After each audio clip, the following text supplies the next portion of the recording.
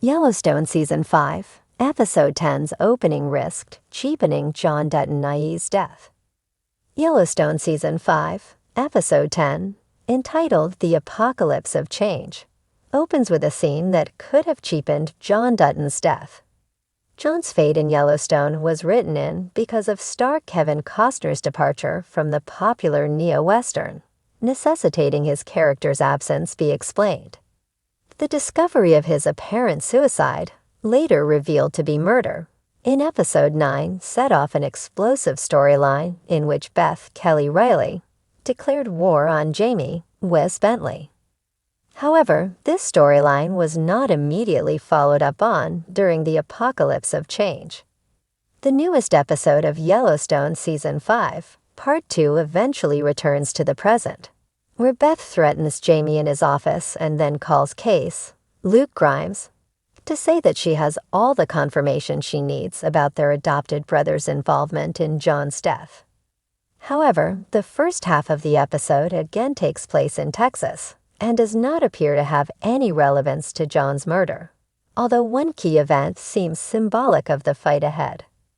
The Apocalypse of Change begins in Texas. Though the timeline is not immediately clear, it is a flashback to several weeks before John's death. In the opening sequence, Teeter, Jennifer Landon, is paralyzed with fear when she awakens to find a rattlesnake on her chest. The men help rid Teeter's tent of the snake and quickly discover that they set up camp on top of a viper's nest. Several crew members elect to sleep in the truck. Additionally, Rip Kohlhauser lectures Teeter about allowing the viper's nest in by leaving her tent flap open instead of protecting herself. This scene is not tied directly to John's murder, but has symbolic importance. Instead, it plays out like a typical Yellowstone scene prior to John's death, with Gator, Gabriel Gilbo, offering to cook the snakes and the crew members teasing Teeter about what could have been a fatal situation. This might have been more effective if the Apocalypse of Change had immediately jumped to the present, but instead, it spends the next half hour in Texas, depicting Beth's insistence on taking Rip away from the crew for a date night and the couple's discussion of their future. Yellowstone Season 5, Episode 9 ends with a strong cliffhanger. As Beth tells Case she believes Jamie is responsible for John's death, while Jamie confronts Sarah, Donna Libieri, shocked and horrified that she'd taken out a hit on his father to further their shared goals. It makes little sense to flash back to Texas instead of following up on these tense developments, especially because it isn't immediately clear that this is taking place in the past. Rip and Beth are engaged in their usual activities before John's death, making it seem less important. The flashback scenes taking up half the episode seem like a betrayal of Yellowstone's central premise.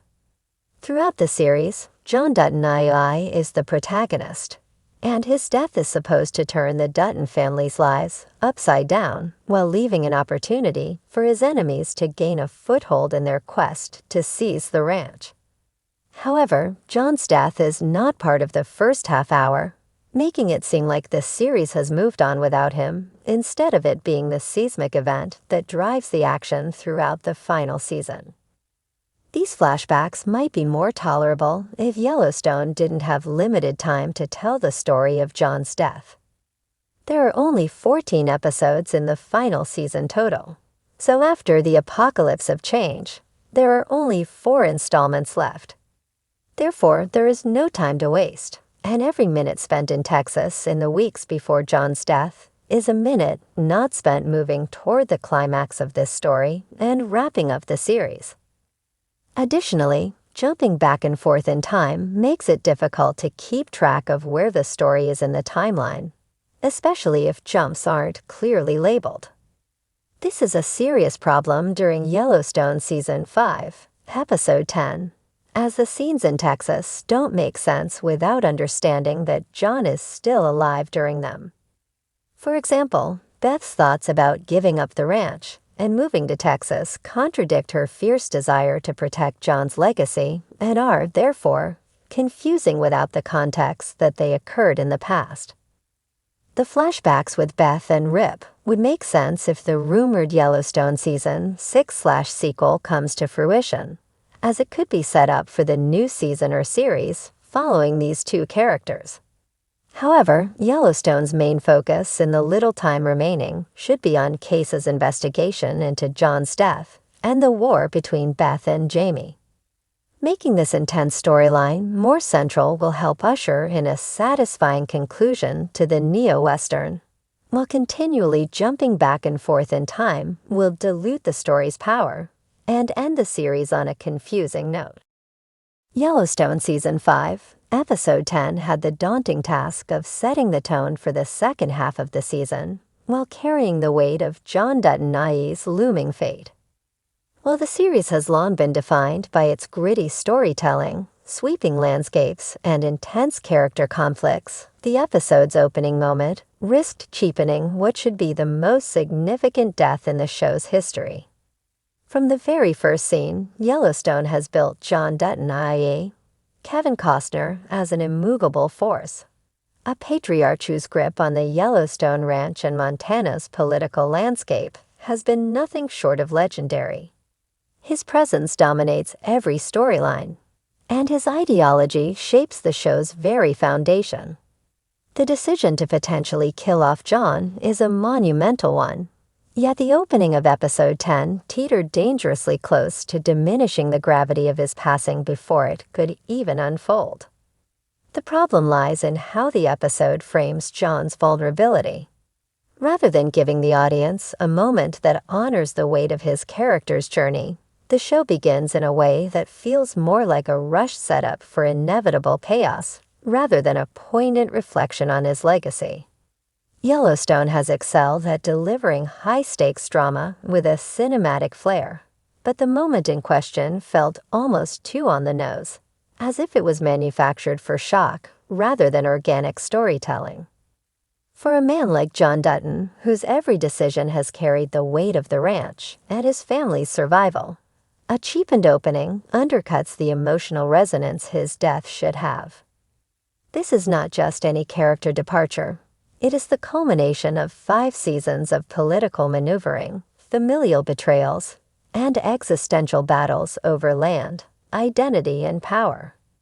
Every Dutton before him has fought to preserve the Yellowstone Ranch, and John's inevitable fate should reflect the gravity of that history. The problem with the execution of Episode 10's opening is that it seems to prioritize spectacle over substance. The most effective character deaths in television history have been those that allow for introspection, thematic closure, and a moment of reckoning for the surrounding characters. Yellowstone, which prides itself on its Western authenticity and slow-burn storytelling, risks sacrificing this nuance for sheer dramatics. Take, for example, how the series handled the death of Lee Dutton in the very first episode. Though Lee's time on the show was short-lived, his death set off a chain reaction of emotional devastation, particularly for John. It was not just a death, it was a symbol of the price the Duttons pay to protect their land. If John Dutton's death is to have a similar, if not greater, impact, then it must be treated with the same level of gravitas, if not more. By contrast, Episode 10's approach feels almost too abrupt, too willing to throw John into peril without allowing the weight of the moment to settle. If the showrunners were attempting to mirror the brutality of real-life ranching conflicts or the sudden nature of mortality, they may have inadvertently overlooked what truly makes John's demise meaningful: the people around him and the legacy he leaves behind. Beth Dutton, Kelly Riley, Rip Wheeler, Cole Hauser, and Case Dutton, Luke Grimes, are all characters deeply entwined with John's fate.